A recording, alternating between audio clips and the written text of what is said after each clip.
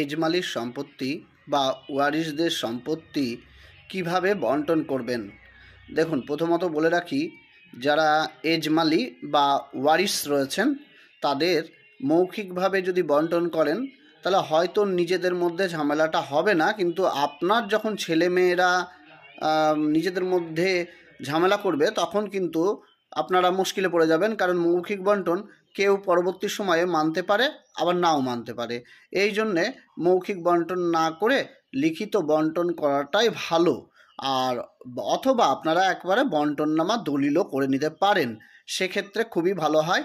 বন্টননামা দলিলে বেশি খরচ হবে না, অল্পই খরচ হবে, কিন্তু মনে রাখবেন বন্টননামা দলিল করলে একে অপরের প্রতি সিগনেচারও করতে হবে।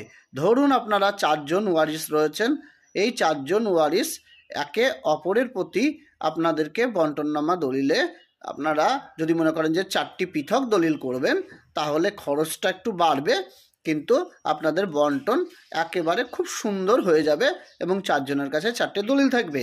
আর যদি মনে করেন যে একটা দলিলে বন্টন করব, তাহলে আপনারা এক কাজ করতে পারেন যে একটা দলিলে বন্টন করে 4 জনের নামই ওই দলিলে লেখা থাকবে এবং মূল কপিটি একজনের কাছে রাখবেন আর বাকিরা 4টে সার্টিফাইড কপি রাখবেন।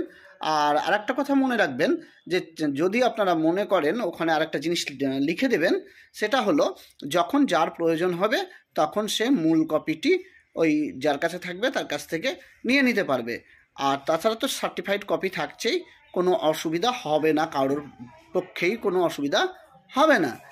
এইবার দেখা গেল আপনারা বন্টননামা করলেন না, আপনারা শুধু লিখিত করলেন একটা নন জুডিশিয়াল স্ট্যাম্প পেপারের ওপরে, 10 টাকার জুডিশিয়াল স্ট্যাম্প পেপারের ওপরে বা 50 টাকা জুডিশিয়াল স্ট্যাম্প পেপারের ওপরে আপনারা শুধু লিখিত করলেন যে কার কোন দিক জায়গা রয়েছে বা বন্টন করে নিলেন নিজেদের মধ্যে।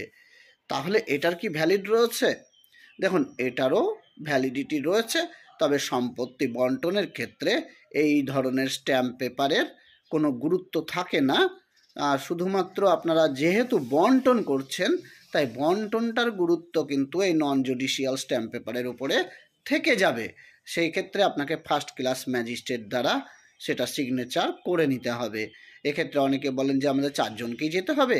দেখুন, এই পক্ষে 4 জনকে যাওয়ার দরকার নেই, সবাই সই করে নেবে, ওখানটায় সই টই করে নিলেই বা স্বাক্ষর করে নিলেই সমস্ত কিছু হয়ে যাবে। তারপরে আপনি ফার্স্ট ক্লাস ম্যাজিস্ট্রেটের কাছে স্বাক্ষর করে নিতে পারবেন। এক্ষেত্রে একজন গেলেই হয়, আর যদি ফার্স্ট ক্লাস ম্যাজিস্ট্রেট সবাইকে দেখতে চায় তখন তাকে যেতে হবে। আর এমনি মানে কোর্টে গেলে এমনি হয়ে যায়।